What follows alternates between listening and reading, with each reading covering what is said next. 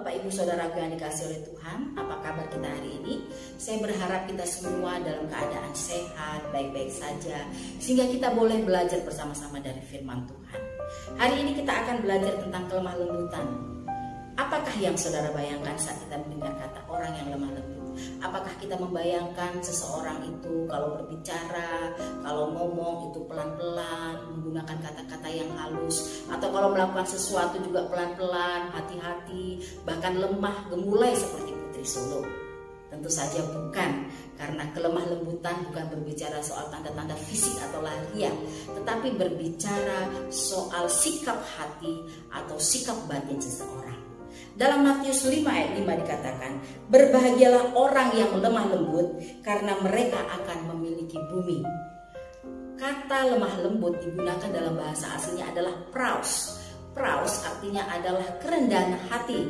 Sebab itu orang-orang yang lemah lembut adalah orang-orang yang rendah hati. Karena kerendahan hatinya lah orang-orang lemah lembut itu mudah untuk diajar, mudah untuk diarahkan, mudah untuk dipimpin, diproses, dibentuk. Bahkan mereka terbuka untuk dikoreksi atau dikritik oleh orang lain. Sebab itu tidak mengherankan orang-orang yang lemah lembut akan tumbuh menjadi pribadi yang tangguh dan kuat. Bapak Ibu Saudara yang dikasih oleh Tuhan, selain rendah hati, kata praus juga menggambarkan perangai kuda liar yang sudah dijinakkan. Kita tahu kuda kalau masih liar itu sangat berbahaya, karena kuda adalah hewan yang mempunyai kekuatan atau power, sehingga kalau mereka menggunakan kekuatannya dengan cara liar tanpa dikendalikan itu sangat berbahaya. Tetapi saat kuda liar dijinakkan, kuda itu akan menjadi kuda yang penurut, kuda yang bisa diarahkan, bisa dikendalikan oleh sang penunggang atau yang mengendalikannya. Tetapi apakah kuda itu kehilangan kekuatan? Tentu saja tidak. Kuda yang sudah dijinakkan tetap memiliki kekuatan, tetapi dia akan menggunakan sesuai dengan apa yang diinginkan oleh sang pengendali atau yang menungganginya. Nah, Bapak Ibu Saudaraku yang dikasih oleh Tuhan, Tuhan Yesus sebelum disalibkan, dia mempunyai kuasa.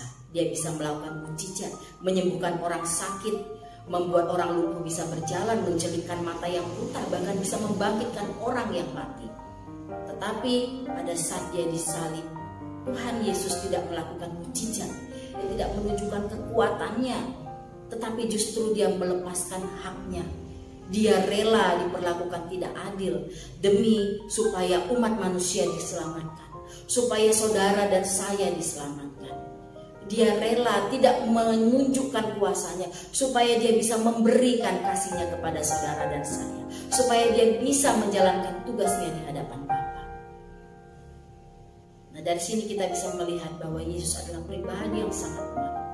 Dia rela melepaskan haknya, dia rela diperlakukan tidak adil karena dia mengasihi kita. Jadi saudaraku, ada dua hal yang bisa kita pelajari hari ini, bahwa orang yang lemah lembut adalah orang yang rendah hati dan orang yang rela diperlakukan tidak adil. Mungkin kita bisa saja membalas orang yang telah berbuat jahat kepada kita, tetapi kita memilih untuk mengampuni, untuk mengasihi mereka. Mungkin kita bisa marah saat orang mengkritik atau mengkoreksi kita, tetapi kita memilih untuk belajar dari koreksi orang lain, dan kita bahkan mengampuni orang yang mencela kita, karena kita memilih untuk melakukan seperti apa yang Yesus lakukan, yaitu kita rindu firman Allah yang mengendalikan hidup kita. Firman Allah lah yang mempunyai kuasa di dalam hidup kita, sehingga kita bisa menyalurkan kasih kita kepada sesama.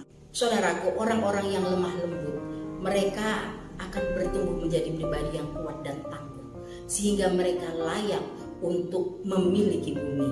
Orang yang lemah lembut, mereka akan memiliki bumi atau mewarisi bumi, berbicara soal berkat Tuhan, berkat yang sungguh-sungguh berkat yang sejati. Orang-orang yang lemah lembut akan dipercayakan untuk menerima berkat Tuhan yang luar biasa. Sebab itu mari Bapak Ibu Saudaraku, kita belajar bertumbuh di dalam karakter Kristus, yaitu kita belajar untuk menjadi orang-orang yang rendah hati. Kita belajar untuk menjadi orang-orang yang rela diperlakukan tidak adil, walaupun ini adalah hal sulit, tapi kita belajar dengan pertolongan Roh Kudus. Kita kita mau belajar dan belajar terus dari firman-Nya. Kita harus menjadi pribadi yang suka belajar firman. Terpuji nama Tuhan, Tuhan Yesus memberkati.